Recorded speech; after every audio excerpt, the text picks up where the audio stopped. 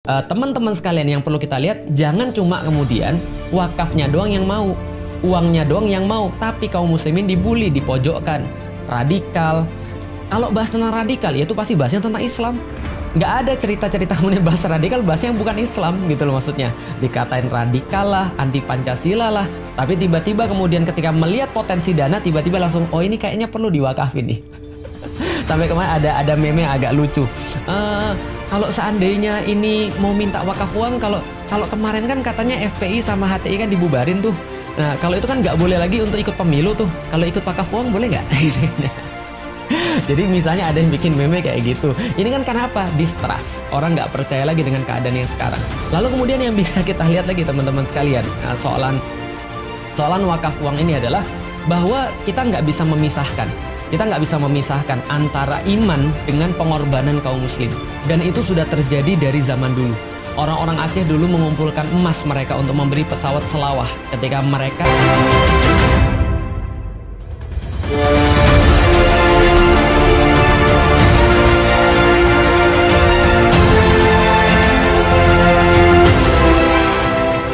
Assalamualaikum warahmatullahi wabarakatuh. Alhamdulillah, puja dan syukur senantiasa kita panjatkan kepada Allah Subhanahu wa Ta'ala, karena tidak ada satupun yang layak untuk kita berikan puji-pujian, tidak ada yang layak untuk kita sanjungkan.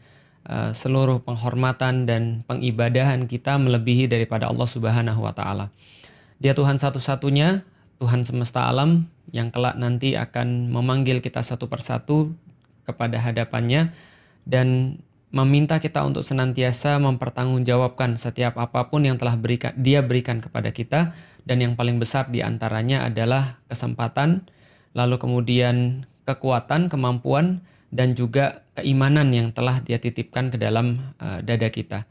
Kita berharap semoga Allah merestui kita, Allah meridhoi kita sebagai orang-orang yang beriman, lalu kemudian kita bisa mempertahankan apa yang telah dianugerahkan kepada kita berupa kemampuan untuk bisa mengakuinya sampai dengan Allah menjemput kita. Salat dan salam semoga tercurah dan terlimpahkan kepada baginda Nabi besar Muhammad sallallahu alaihi wasallam, manusia paling sempurna yang pernah berjalan di atas muka bumi. Tidak ada satupun akhlak manusia yang melebihi daripada akhlak beliau. Tidak ada satupun perkataan yang lebih layak untuk didengar selain daripada perkataan beliau. Begitupun juga tidak ada satupun perbuatan yang lebih ranggi daripada perbuatan beliau. Maka seharusnya setiap dari kita berusaha untuk mencintai beliau dengan cara menepati setiap perkataan-perkataan kita, disesuaikan semaksimal mungkin dengan apa yang beliau ucapkan, dan juga menyesuaikan setiap menyesuaikan setiap perbuatan-perbuatan kita dengan apapun yang telah beliau lakukan. Dan mudah-mudahan beliau ridho dan mengakui kita sebagai bagian daripada umatnya, hingga nanti di yaumil qiyamah kita bisa digolongkan sebagai umat Rasulullah Sallallahu Alaihi Wasallam. Baik teman-teman sekalian, mohon maaf banget. Lama banget kita nggak online, lama banget kita nggak rekaman, dan pada hari ini kita mau rekaman dan mau online untuk membicarakan tentang sesuatu hal yang lagi tren, yaitu adalah tentang wakaf uang. Karena memang baru-baru ini Presiden kemudian memberikan sebuah pernyataan tentang potensi wakaf uang, potensi wakaf di antara kaum muslimin itu, kalau saya nggak salah ya sekitar 18 triliun per tahunnya, seratusan lebih triliun per tahun, dan potensi totalnya itu mencapai 2000 triliun gitu ya. Itu adalah sesuatu angka yang sangat luar biasa. Tapi saya pengen bahas dengan satu angle yang saya ketahui. Jadi ini adalah angle saya sebagai seseorang yang tidak begitu ahli dalam bidang wakaf, tapi saya ingin menyampaikan apa yang saya ketahui tentang wakaf. Pertama-tama teman-teman sekalian, satu kekhasan yang saya sangat sadari di dalam Islam adalah bagaimana Islam itu memandang dunia dan aktivitas manusia itu di dunia. Contoh misalnya, Islam punya pandangan tersendiri terhadap kehidupan. Sementara orang-orang lain yang keumuman, yang mereka mungkin bukan muslim, menganggap bahwa hidup ini hanya sekali, harus dimanfaatkan semaksimal mungkin, dan ketika mati itu adalah akhir daripada segalanya. Islam memandang justru berbeda. Islam memandang kehidupan ini hanyalah sebuah tempat transit sebelum menuju sebuah kehidupan abadi kelak. Karena itulah setiap kehidupan di dunia ini pasti nanti akan diminta pertanggungjawaban dan dia connect dengan kehidupan setelah dunia. Karena kita meyakini sebelum kehidupan kita ini ada kehidupan yang lain, lalu ada matinya, lalu ada hidupnya lagi, matinya dan hidupnya kembali pada Allah. Artinya ini adalah cara pandang yang berbeda. Contoh lagi misalnya, Islam punya cara pandang yang sangat unik mengenai soalan harta. Dan ini tidak pernah saya temukan di dalam kehidupan saya sebelumnya. Karena saya sebelumnya belum muslim, ketika saya jadi Islam itu saya sangat menemukan pandangan harta yang sangat berbeda dengan pandangan saya sebelumnya di dalam Islam itu. Pandangan Islam terhadap harta ini bukan sebuah tujuan. Tapi harta ini adalah sebuah perantara untuk mencapai tujuan. Itu adalah di dalam Islam. Sehingga di dalam Islam itu orang yang paling dermawan atau orang yang paling kaya bukan ditentukan daripada berapa harta yang dia dapat, tapi berapa harta yang dia keluarkan. Bukan ditentukan juga hanya dengan berapa harta yang dia dapat dan dia keluarkan, tapi dari mana dia dapat dan kemana dia keluarkan. Apakah untuk tujuan yang baik atau tidak baik. Dan menariknya adalah, walaupun Islam menganggap bahwa harta ini salah satu bagian yang sangat penting untuk menuju tujuan yang kita inginkan, tapi Islam tidak pernah untuk menilai seseorang keutamannya itu dari harta. Contoh misalnya, Rasulullah Shallallahu Alaihi Wasallam itu punya doa, dan kadang-kadang kaum muslimin itu kan banyak berdoa. Tapi doa kaum muslimin itu nggak ada yang doa yang satu ini kayaknya. Bukan nggak ada sih, jarang mungkin yang berdoa dengan doa Rasul yang satu ini. Bagaimana doa Rasulullah? Ya Allah, matikan aku sebagai orang miskin dan bangkitkan aku bersama dengan orang-orang yang miskin. Nah itu kan nggak ada di antara kita yang berdoa kayak gitu. Artinya Rasulullah ingin ngasih tahu, ia punya harta itu adalah baik kalau kamu jadikan itu sebagai cara mencapai Allah, cara mencapai tujuanmu yaitu adalah ridha Allah. Tapi tidak punya harta pun itu tidak menghalangi kamu untuk bisa jadi yang terbaik di hadapan Allah Subhanahu wa taala. Buktinya Rasulullah Shallallahu alaihi wasallam, beliau itu berdoa dengan cara seperti itu. Beliau hidup dengan seadanya, tidur dengan kasur itu pelepah kurma yang ketika beliau bangun itu beliau punya bekas-bekas di punggungnya. Beliau senantiasa hidup berkecukupan, bersahaja di satu bedeng yang itu sangat sempit bersama dengan istrinya. Nah ini adalah yang kita bisa lihat bahwasanya Islam itu memandang harta memang pada porsinya. Jangan sampai harta ini justru memperbudak manusia. Harta ini justru menjadikan manusia itu menjadi tidak seperti sewajarnya. Contoh misalnya, demi harta lantas dia sampai tega membunuh keluarganya. Gara-gara harta dia sampai tega untuk menuntut ibunya. Demi harta dia sampai tega untuk berantem dengan saudara-saudaranya. Demi harta dia sampai tega untuk membohongi orang-orang yang lain. Karena kemaksiatan itu juga bisa jadi karena orang itu tamak dengan harta. Makanya kita bisa tahu kan ya, bahwasanya kapan dikatakan kaum muslimin itu seperti buih di lautan ketika punya penyakit wahan. Apa itu penyakit wahan? Hubud dunya wa karahiyatul maut.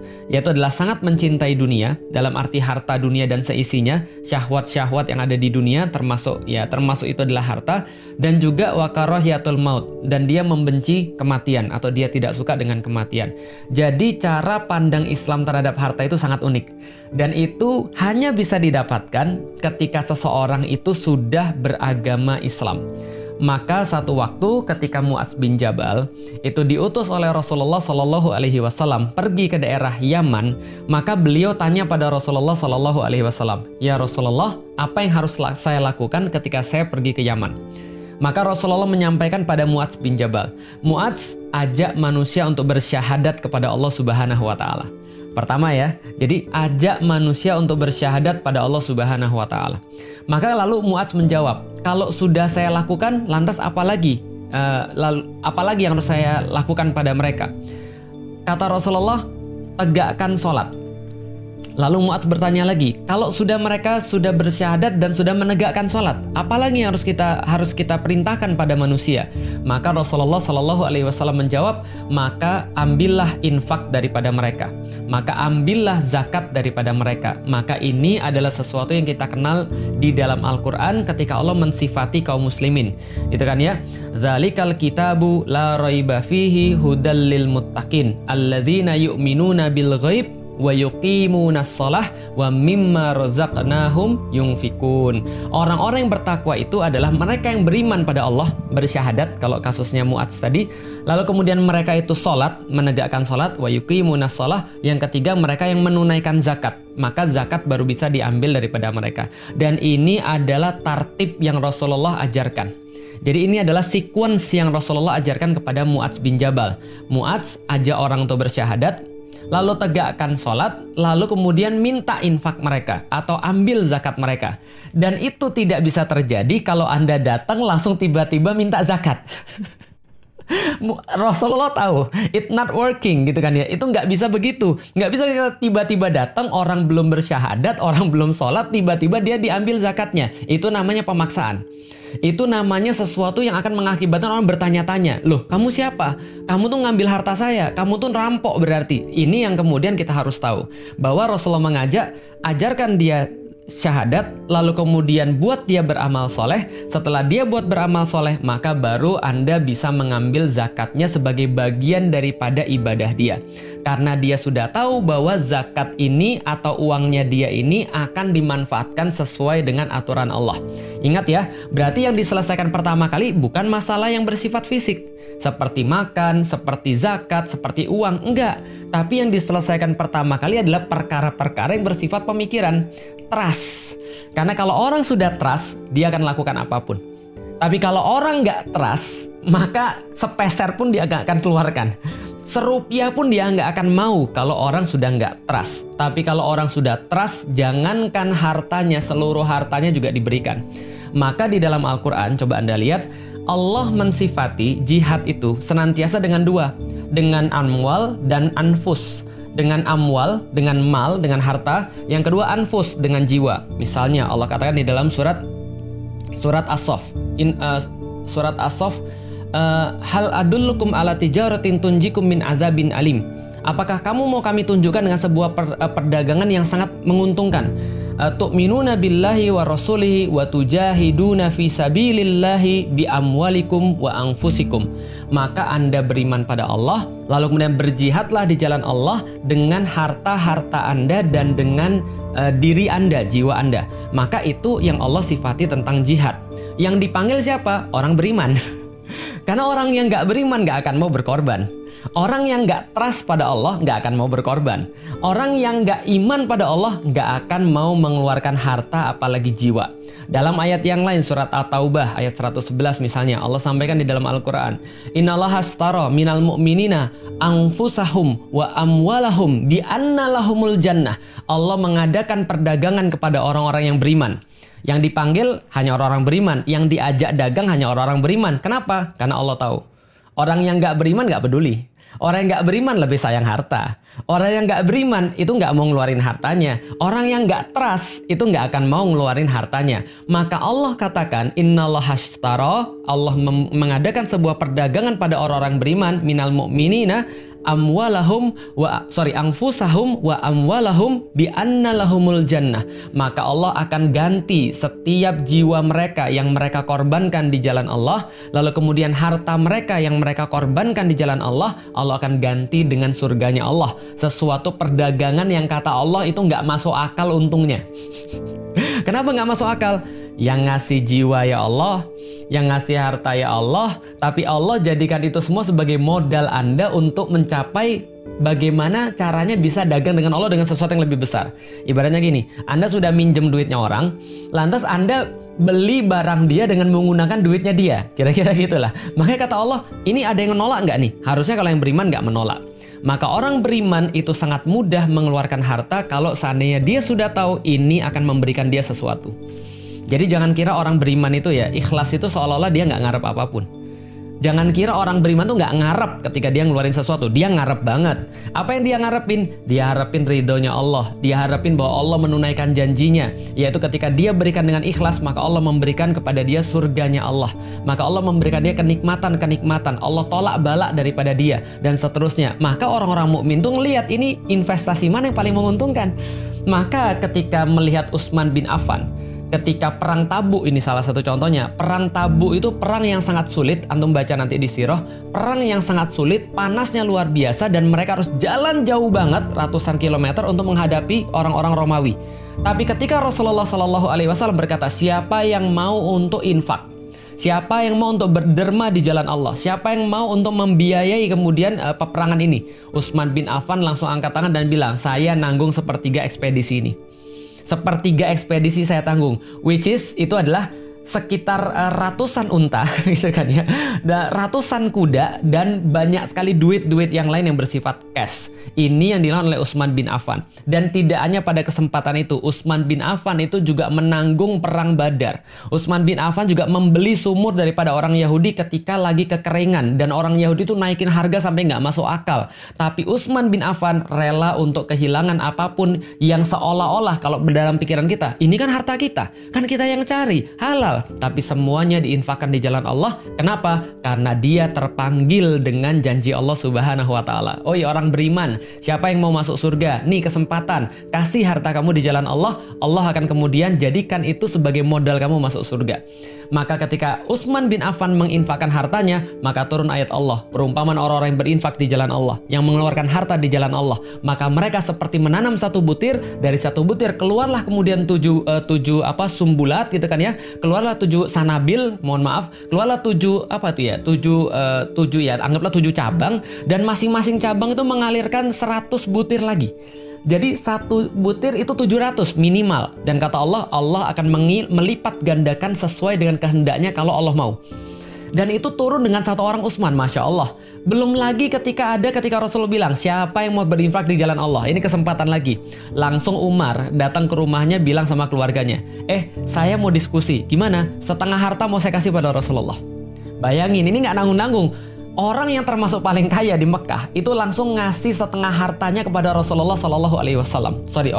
Yang termasuk paling kaya di Madinah ngasih setengah hartanya pada Rasulullah SAW. Dan dia udah merasa, wah, alhamdulillah nih, saya sudah menginfakkan setengah harta. Lalu ditanya sama Rasulullah, Umar, yang kamu tinggalkan bagi keluargamu apa? Umar menjawab, yang saya tinggalkan adalah setengah harta saya. Lantas datang Abu Bakar lalu bilang, ya Rasulullah, saya semua harta saya.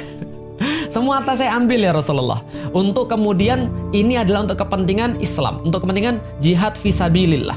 Maka Rasul bertanya pada Abu Bakar, wahai Abu Bakar, yang kamu tinggalkan untuk keluargamu apa? Maka Abu Bakar menjawab, cukuplah Allah dan Rasulnya untuk keluarga saya. Masya Allah, banyak contoh-contoh yang lain.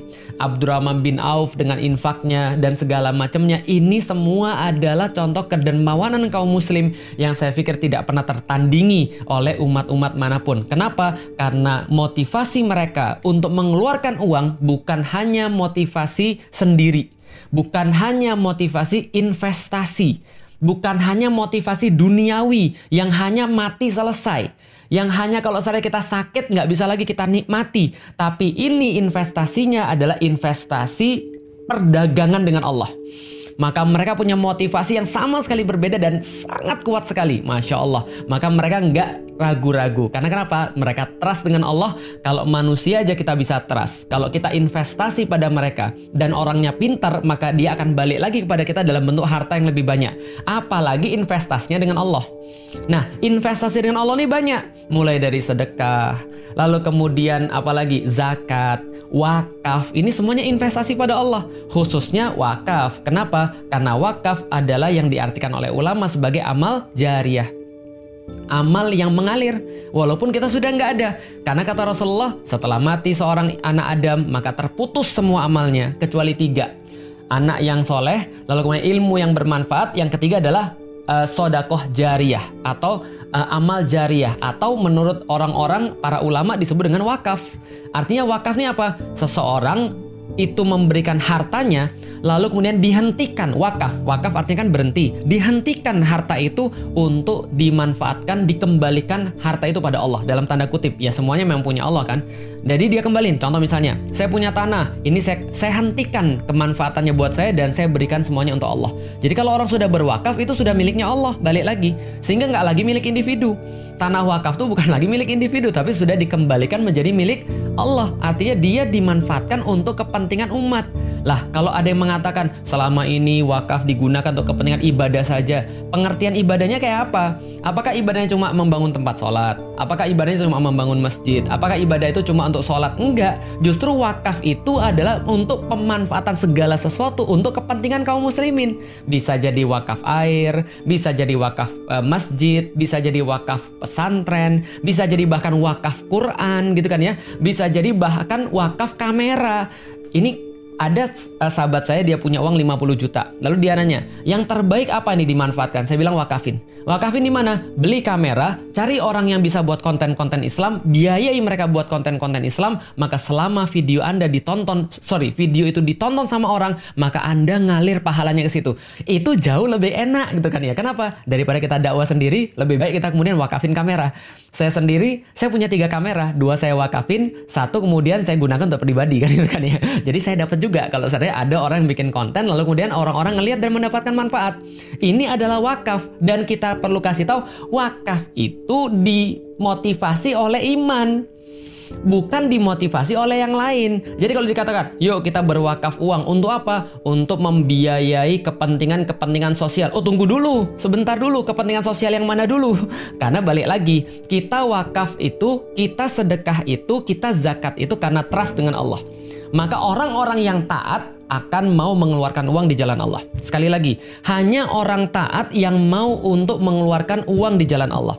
Atau hanya orang taat yang mau untuk habis-habisan berkorban dengan harta atau jiwanya.